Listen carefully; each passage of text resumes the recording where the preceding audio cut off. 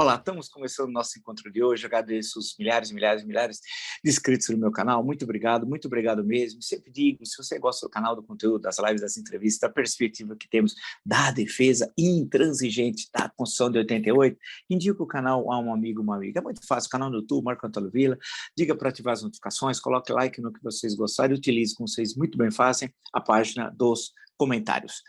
Entrevista, acabamos de postar a entrevista com o senador Jorge Cajuru. É bom conversar com o Cajuru, que não tem filtro, não tem aquela coisa de tentar esconder. Ele fala e deixa as coisas explícitas, abertas. Isso é muito bacana, isso é muito legal, por isso que eu gosto de conversar com ele. E ele fala questões importantes que passam pelo orçamento secreto, pela reeleição, pelo cotidiano do Senado. E amanhã estamos postando com Miguel Reale Júnior, jurista conhecido de todos, né, tratando justamente aí do pedido de impeachment que ele postou na quarta-feira, assinado por outros juristas, e na presença dos membros da presidência da CPI da pandemia, do vice-presidente, do relator e da representante da bancada feminina. Entrevista muito legal, muito bacana. E estamos juntando uma série de outras entrevistas que já estão gravadas, que vão entrar na semana que vem e na semana que antecede o Natal, no sentido sempre de apresentar a vocês novidades e reflexões sobre o Brasil e algumas sobre a história do Brasil que me parece extremamente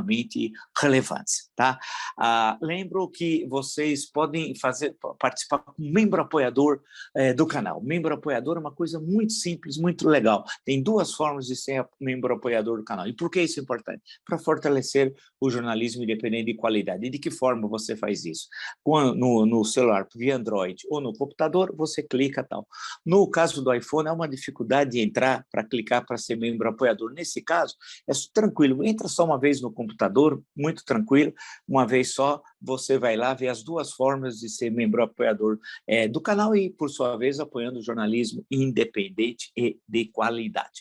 Lembro que no Twitter pode me seguir pelo Vila Marco Villa, Instagram, Marco Antônio Villa Oficial, e na plataforma de cursos, www.cursodovilla.com.br, vocês encontram todas as informações sobre os 3 cursos que oferecemos: História Política das Constituições Brasileiras, História da Ditadura Militar no Brasil, o que é fascismo, www.cursodovilla.com.br. E está chegando a hora, segunda-feira, dia 13 de dezembro, a partir das 5 da tarde, das 17 horas, na Livraria da Vila, no Shopping Higienópolis, em São Paulo, né? Estarei lá presente autografando o meu livro, Um País Chamado Brasil, que é o meu mais recente livro, A História do Brasil do Descobrimento ao Século XXI. Aguardo todos vocês lá. Segunda-feira, dia 13 de dezembro, a partir das 5 da tarde, tá bom? Legal. Vamos lá, então. Vi todo o noticiário, mas eu queria focar numa questão que me parece extremamente relevante. Não é falta de assunto, e nem é ser redundante, e nem é cismar com determinada questão, não.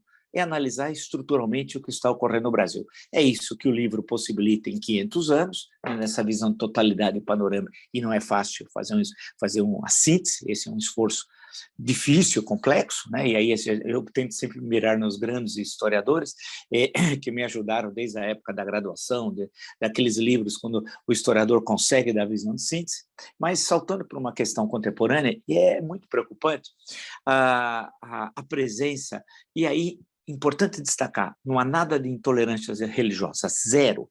Pode professar qualquer culto nos limites da lei, da Constituição, sem nenhum problema, sem nenhum problema. Não deve se perseguir também nem o culto, como são perseguidos, especialmente as religiões de matriz africana. Faço sempre questão de ressaltar. E a resposta do poder público é sempre muito leniente, muito tímida, pouco efetiva, e muitas vezes sequer responde, né? Então, não tem intolerância aqui, assim como também não tem intolerância para aqueles que são ateus. Pronto, acabou. É uma escolha do indivíduo, porque eu sigo o que determina a Constituição, né? E aqui que é o nosso livro base, vamos chamar assim numa linguagem mais vulgar, que é para analisar o que está ocorrendo no Brasil e o nosso papel no campo da cidadania. Portanto, não há nada disso e vocês se testemunham. E quando se comenta também, e isso é muito importante ressaltar, as questões que envolvem religião, a referência sempre é o topo da pirâmide, né? Quando se fala muitas vezes, agora nem tanto, mas em catolicismo, sempre se falava do Papa que fez isso, fez aquilo, aí pega aqueles exemplos claros. O Papa mais recente, o Papa Pio XII na Segunda Guerra Mundial, etc., a relação ou não, os nazis, os passaportes que os nazistas obtiveram do Vaticano fugindo para a América Latina, etc. Ninguém está falando do conjunto dos católicos, está falando do Papa. Assim como quando se faz referência a um determinado cardeal que fez isso ou fez aquilo, idem e binem. Então, é muito bem pontuado o que está sendo falado. A mesma coisa se aplica à questão dos evangélicos aqui no Brasil. Ninguém está fazendo qualquer análise de intolerância em relação ao culto, à profissão, à profissão de sua fé, nada disso.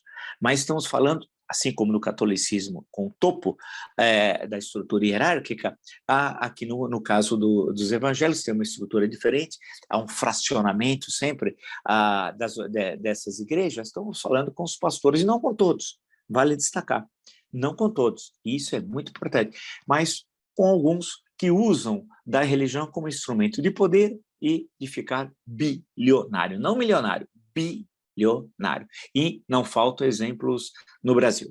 Vamos lá, então. Essa introdução é só para situar a questão.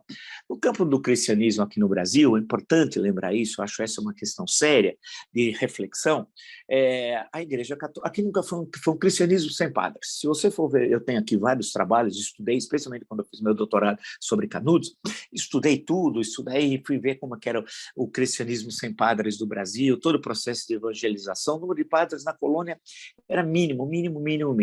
Quando vem o processo da independência, você tem poucos padres, e alguns desses têm uma participação política muito efetiva no processo independentista. Me lembro sempre do pai do José de Alencar, José Martiniano de Alencar, célebre, né, e que tem um papel importantíssimo em 1817, depois nas cortes, para a Constituição, depois da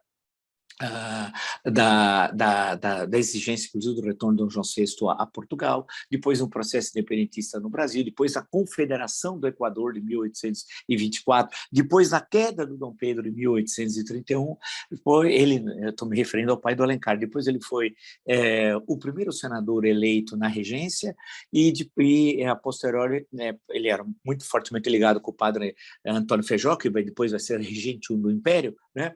A presidente da província do Ceará durante 3 anos. Retorna à corte, participa do golpe da maioridade, né, em 1840, depois já vai estar meio adoentado, e a sua participação no Senado não é tão relevante, mas mostra, então, eu peguei esse exemplo de um padre, podia lembrar do grande herói republicano, que não é o Tiradentes, é o Frei Caneca, porém, como a hegemonia da proclamação da República foi Rio, Minas, São Paulo, busca-se um herói republicano dessa região. O grande herói republicano, a grande figura era o Frei Caneca. Bem, e assim por diante, eu poderia dar inúmeros exemplos no primeiro reinado, na regência, inclusive tivemos, insisto, um regente único que era um padre, né? E depois, no segundo reinado, na Primeira República, já nem tanto, e no decorrer da República, alguma participação. Aqui em São Paulo mesmo, lembrar do padre Calazans, etc, etc, etc. Né? Mas foi diminuindo ao longo do tempo a presença de padres, e um fracasso também, quando a Igreja Católica tentou nos anos 30, lembra historicamente da Liga Eleitoral Católica, né? Que nas eleições de 1933 para Constituinte, mas também não teve grande expressão política, e por aí vai. Quando eu estou me referindo à questão dos evangélicos, eu falo, insisto, por isso que eu faço sempre, tenho cuidado de apresentar essa questão, porque eles gostam de virar e usar o que você está dizendo contra você, quando você está querendo esclarecer a população, eles estão violando princípios republicanos, caros à Constituição de 88, caros. Né? Porque não pode, o que eles estão fazendo, não pode querer controlar, né, até colégio eleitoral, mas vou chegar a isso. Então, estou me referindo, vou pegar o exemplo de um. O Silas Malafaia é interessante, eu sou até um pouquinho mais velho que ele, pouco, né? Ele é da Assembleia de Deus Vitória em Cristo, é a sua denominação religiosa que ele criou, né? O curioso é que, em termos de templos e de adeptos, não é grande, comparado a outras, é relativamente pequeno. Mas ele aparece muito na mídia e que não há uma correlação com o número de templos, o número de adeptos.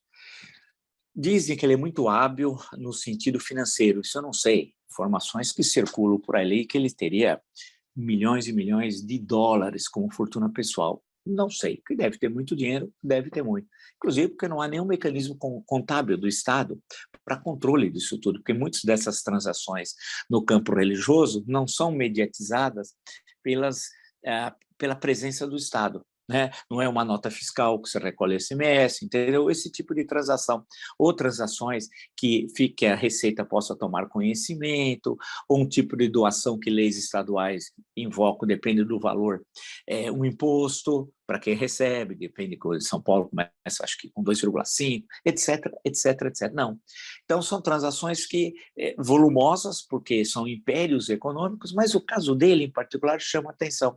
Ele compra um horário de TV, que é pouquíssimo assistido, que ninguém vê, mas que mostra que ele não tem poder para comprar mais tempo na TV ou ter um canal seu, como outros têm, como outros tantos têm, e vocês sabem. Porém, apesar nesse campo ele não ter esse poder econômico em adeptos, em número de igrejas, ele é muito influente politicamente. Provavelmente seja entre esses pastores o mais influente. Não é necessariamente o que ganha mais dinheiro com a fé. Entre os mercadores da fé, ele não está liderando esse ranking malévolo, né? Não está. Mas tem muito dinheiro e conseguiu, e o Rio de Janeiro é a matriz disso, estabelecer laços com a política carioca que não existe em São Paulo, por exemplo. Tem a presença dos evangélicos em São Paulo, na cidade, na região metropolitana, no estado, porém, não tem a importância política que tem no Rio de Janeiro. E por quê? Aí teríamos de fazer um belo estudo da cidade do Rio, da região metropolitana, do interior do Rio, mas fundamentalmente o eleitorado stalina, concentrado no Rio e na região metropolitana, como é que os evangélicos conseguiram adentrar a estrutura de Estado, poder judiciário, poder legislativo, poder executivo, né? A presença foi crescendo rapidamente e como eles passaram a ser uma espécie de definidores de processos eleitorais. Com quem eles estão, geralmente vence as eleições. Geralmente, nem sempre. Vide, por exemplo, a eleição para a prefeitura, né, recente do Rio de Janeiro. Então, nesse sentido, tem de estudar as características. Faltam estudos, eu sei que tem trabalho, mas falta estudos no campo da sociologia política, né, especialmente, que é para entender como é que esse movimento no campo religioso está presente no campo político e como ele não só está presente no executivo e legislativo, mas está presente também no judiciário. E o Silas Malafaia está lá sediado no Rio de Janeiro. A sua base principal é lá, é o Rio de Janeiro. E tem até o jeito de falar, caricato algumas vezes, do carioca. Caricato porque eu não tenho discriminação com nenhuma forma de falar. Os falares regionais são muito importantes. E São Paulo é global antes da globalização. São Paulo não tem uma forma particular de falar, não tem uma comida típica. Qual é a comida típica de São Paulo? A pizza? Né? Não discrimina ninguém. A bandeira de São Paulo não foi feita nem por um paulista. Né? Então, eu me sinto tranquilo. E todos os livros que eu escrevi, são muitos, ou sobre a história de São Paulo, ou sobre a questão do semiárido nordestino, sobre política brasileira, e nesse, um país chamado Brasil, aqui não tem qualquer forma de regionalismo e de forma de discriminação, de diminuição de ninguém. Isso é importante destacar também. Então, o caso dele, ele tem um modo de falar que se identifica com a pequena burguesia, frações da pequena burguesia, né? E ali é aquele modo de falar. O que eu fico muitas vezes atento ao que ele fala, porque ele funciona mais como uma espécie de psicologia de botequim, né, em relação a problemas de origem familiar, profissional, é um psicólogo de botequim, né, do que uma reflexão religiosa. E aí também pode explicar o fenômeno da expansão dessas denominações religiosas, e eu estou me referindo especificamente a dele, que é limitada, como eu já disse, em números. Né? Então, a presença, a questão do cristianismo e sua história é absolutamente ignorada. Eles não conhecem a história do cristianismo. Se eu falar da era patrística para ele não sabe do que eu estou falando. Ele não sabe. Ele vai achar que patrística pode ser a filha do Queiroz e envolvida com o criminoso Bolsonaro, do qual ele é um irmão. Um irmão. É bom lembrar, não custa fazer um parênteses, que o Flávio Bolsonaro, e eu fui o único a ficar repetindo isso, e é central essa questão, o Flávio Bolsonaro disse, numa reunião da CPI da pandemia, quando alguém aventou lá para a possível convocação do Silas Malafaia, que estava conspirando contra as medidas sanitárias tomadas pelas autoridades, portanto, colocando em risco todos os brasileiros e o seu rebanho, mas ele queria Dinheiro? O Flávio Bolsonaro disse, chame ele sim, que ele vai vir aqui, ele não tem medo. Flávio Bolsonaro, como é que pode chamar de cristão Flávio Bolsonaro? Né, pastor? O senhor é pastor mesmo?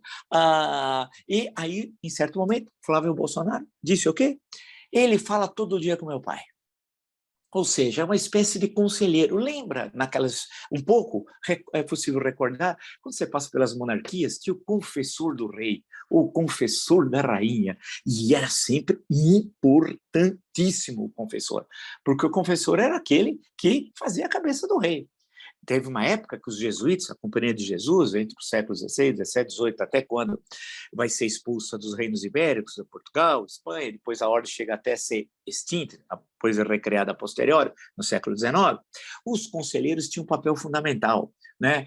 Que o confessor virava conselheiro e fazia a cabeça dos reis. É curioso que nós não temos aqui nenhum rei e nem grandes confessores, porque os jesuítas eram muito bem formados teologicamente, registros. Não é o caso, evidentemente, nem do Silas Malafaia, que a formação dele é muito precária, né? Ele tem dificuldade até de falar e de escrever, e assim como do Bolsonaro. Aí o Bolsonaro, você já sabe como ele é, nem adianta eu ficar externando aqui. Então, o papel do Malafaia é fazer a cabeça do Bolsonaro, e faz. Porque quem colocou André Mendonça no Supremo não é a Michelle. A Michelle é uma pobre coitada, com passado nebuloso. Né? Não. Quem colocou é o Silas Malafaia. É esse que articulou, que pressionou, que buscou mobilizar os evangélicos. Ele quer dar uma denominação bem pequena, né? Bem pequena, em número de adeptos, número de templos, mas ele é hábil organizador financeiro, isso tem que ser lembrado. Ele tem muito dinheiro, é um bilionário. Dentre os mercadores da fé, ele está bem, ele está entre os 10 primeiros. Né? Agora, a top 10 lá está bem colocado, mas ele gosta de fazer política. Porque é bom lembrar que, em termos teológicos, ele é fraquíssimo, ele seria reprovado num bom curso de teologia, ele seria reprovado, né? Porque ele não só não conhece a Bíblia, mas a produção dos textos bíblicos, toda a literatura produzida posterior. Eu me referi à era patrística, que é do século I, até mais ou menos Isidoro de Sevilha, mais ou menos começo do século VIII. Ali você tem toda a formação do cristianismo, ele desconhece tudo, ele nunca leu e nem sabe, mas ele conseguiu pegar trechos, uma espécie de pergunta e resposta da Bíblia em que é possível monetizar a resposta. A pergunta vem a resposta bíblica e vem a monetização. E ele faz isso muito bem, descaradamente, como outros tantos. Agora, tem outros que não, tem pastores que são absolutamente sérios, mas não é o caso dele. E ele quer se envolver na política, e mais, ele quer controlar a sua vida, ele quer controlar a minha vida, ele quer controlar a nossa vida. Aí é que é o perigo. Então, quando eu chego e abro aqui, estou citando como fonte o Estadão, o Estado de São Paulo, né? E diz assim, minha eleição foi determinada por Deus, diz André Mendonça em pregação no Rio. Aí diz, tem uma série de coisas, tá? A matéria é só para dar o crédito devido, é Roberto Jansen, né? Aí faz uma série de afirmações, etc. E diz o André Mendonça, o propósito da igreja nesse salto é glorificar a Deus. Né? E aí ele pregou durante 26 minutos lá na igreja do Malafaia, no meio gritos de amém, aleluia, aplausos, etc. Tal. E aí ele disse que Deus tem um propósito para cada um de nós. Continua Mendonça, eu nunca tive dúvida das promessas de Deus, do que Deus tinha me dito anos atrás. Não via como se realizaria, mas sabia que ele tinha prometido. Né? Então, fica bem claro, né, a visão de mundo do André Mendonça, porque ele diz, inclusive, no nascimento do mundo Deus já tinha feito essa previsão. Então, provavelmente, temos de alterar a Bíblia, falar com São Jerônimo, que, por sinal, se falar para o Malafaia em São Jerônimo, ele nem sabe quem é, São Jerônimo, que acertou os textos bíblicos, lá em Antioquia, que no Gênesis tem, além da criação de Adão e Eva, foi criado o André, o Andrezinho, o André Mendonça, né? E o Malafaia, sempre naquela linguagem muito fina, eu vou citar o final da matéria do Estadão, diz assim: coube o anfitrião, o pastor Silas Malafaia, que falou logo após o Mendonça dizer que o discurso religioso do novo ministro não fere a laicidade do Estado. É uma estupidez, uma imbecilidade e um preconceito dizer que a nomeação fere o caráter laico do Estado. Então quer dizer que não pode ter católico, espírito ou evangélico no STF? Questionou. Só pode ter ateu e quem não profere nenhuma religião vai ser estúpido lá na China. É uma linguagem muito fina. E, a posteriori, ele atacou os esquerdopatas, que acham que somos fundamentalistas. O senhor é fundamentalista? Eu não sou esquerdopata, não sei o que é isso, né? Mas o senhor é fundamentalista, sim. E encerrou a fala dizendo que Mendonça era instrumento de Deus no STF. Não, não é instrumento de Deus. A Constituição diz que precisa ter mais que 35, menos que 65. Segundo, notável saber jurídico e reputação ilibada. Não ser instrumento, não é necessário ser instrumento de Deus. O senhor é fundamentalista e o senhor é um perigo para o Brasil. O senhor é um perigo para a democracia, para o Estado democrático de direito, que o senhor coloca em risco aconselhando um genocida. Que pastoreia o senhor? O senhor dorme tranquilo, sabendo que o senhor vai dar conselhos para um genocida, para um assassino? O senhor dorme tranquilo? Eu pergunto se o senhor tem coragem de responder isso.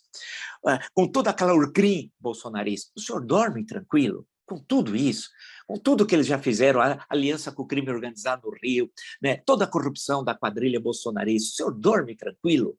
Eu pergunto para o senhor, né? E ele coloca assim, ele é fundamentalista, e esse homem coloca em risco o nosso país. E eu até brinquei, lembrando de outros momentos da história, que em 64 se dizia: chega de intermediário, Lincoln Gordon no governo, era embaixador americano, havia um certo exagero, mas se dizia isso, né? Eu posso dizer hoje com absoluta tranquilidade: chega de intermediários, Malafaia na presidência, que o sonho dele é ir para a presidência, e não está fora a possibilidade de Malafaia como vice. Eu tenho cantado essa bola.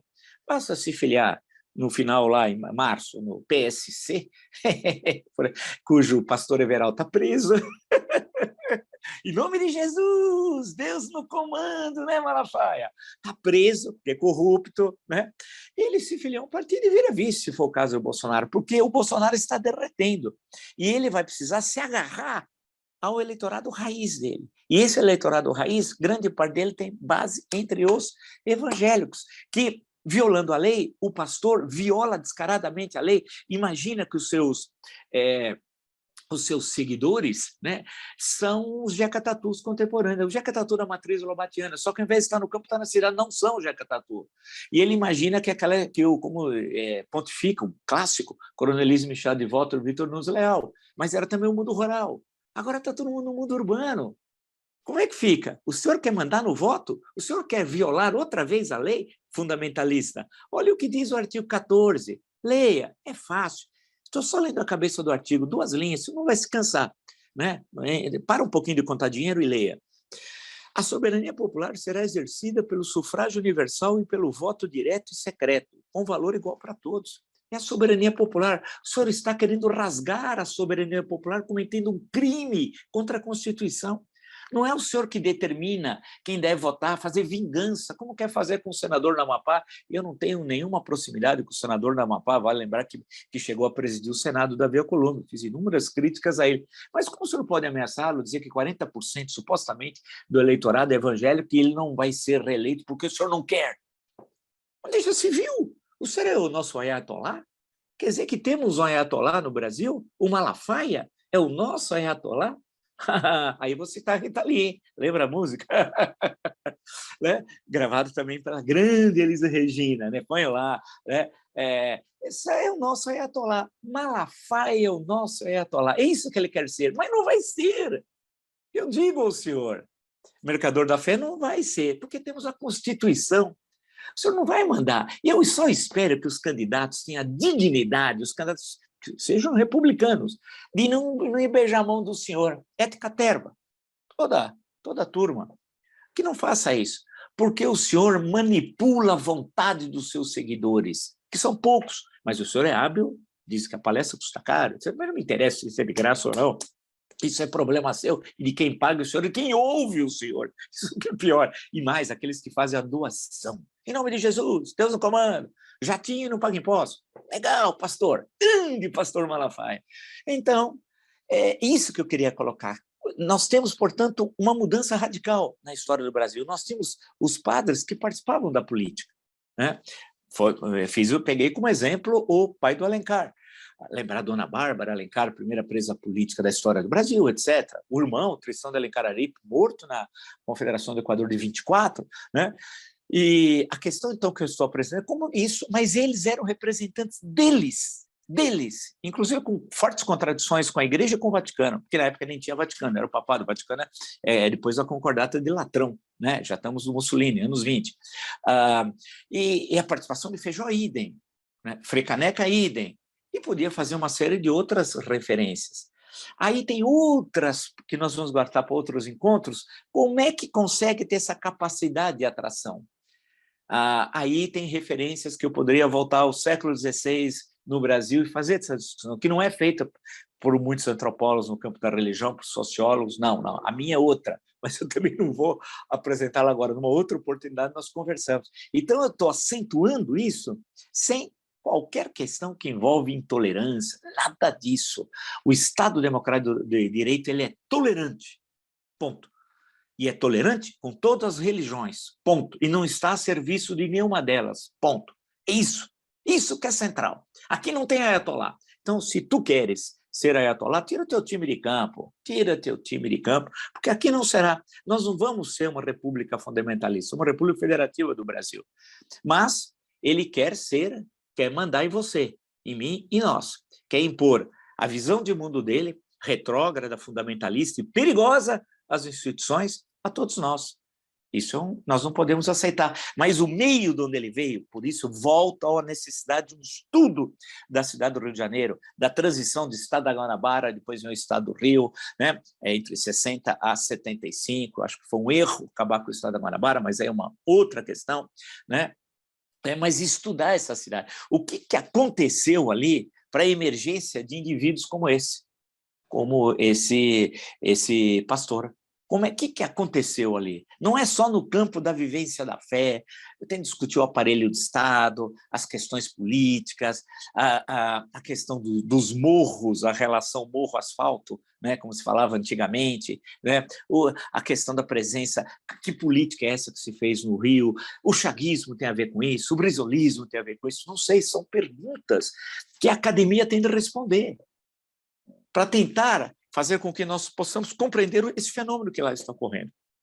E do que o Malafaia é o principal vocalizador político disso. Não é o Edir Macedo, não é Valdemiro, não é R.R. Soares, não, é ele. E é curioso, insisto, que não tem um número de adeptos pequeno, um número de tempos comparado aos outros pequeno, mas ganha muito dinheiro, portanto é um hábil gestor, poderia até eventualmente prestar consultoria para o Paulo Guedes, mas é uma outra que é um péssimo ministro, né? Agora todo mundo diz que ele é falastrão, aqui nós temos já muito, mas a questão do Malafaia é interessante, e é por isso que eu estou brincando até e dizendo para vocês, olha, chega de intermediários, Malafaia na presidência da República. É isso. Se você gostou dessa e de tantos outros encontros que nós tivemos, e são tantos, são centenas e centenas no meu canal, e com a perspectiva que nós temos, sempre tentando ver o que os outros não veem, né? Como disse José Américo de Almeida, sempre citando lá a bagaceira, ver bem não é ver tudo, mas ver o que os outros não veem. Indique o canal a uma amiga, é muito fácil, o canal do YouTube, Marco Antônio Villa, diga para ativar as notificações, que é o sininho, coloque like no que vocês gostarem e utilize, como vocês muito bem fazem, a página dos comentários, né? Lembro também que nós postamos a entrevista com o senador Jorge Cajuru, mostrando os bastidores do Senado, e estamos postando a entrevista amanhã do senador, ou melhor, do jurista, seria ótimo se ele fosse senador, Miguel Reale Júnior, sobre o pedido de impeachment que foi protocolado essa semana com a presença dos membros da CPI da pandemia, né? Lembro também que nós criamos um membro associado, um membro apoiador, né? É aquele que apoia o canal. Tem duas formas de apoiar o canal. E para quê? para fortalecer o jornalismo independente de qualidade, sendo membro apoiador. É muito fácil, clique aqui no computador, você entra na hora. O Android, idem. Tem alguns problemas no iPhone ainda que eu não sei porquê, nós vamos resolvê-lo. Nesse caso, seja, dá uma entradinha só no computador e você consegue, de forma que você pode escolher A ou B, ser membro apoiador do canal. Lembro que no Twitter vocês podem me seguir pelo Vila Marco Villa, Instagram, Marco Antônio Villa Oficial, na plataforma de curso www.cursodovila.com.br.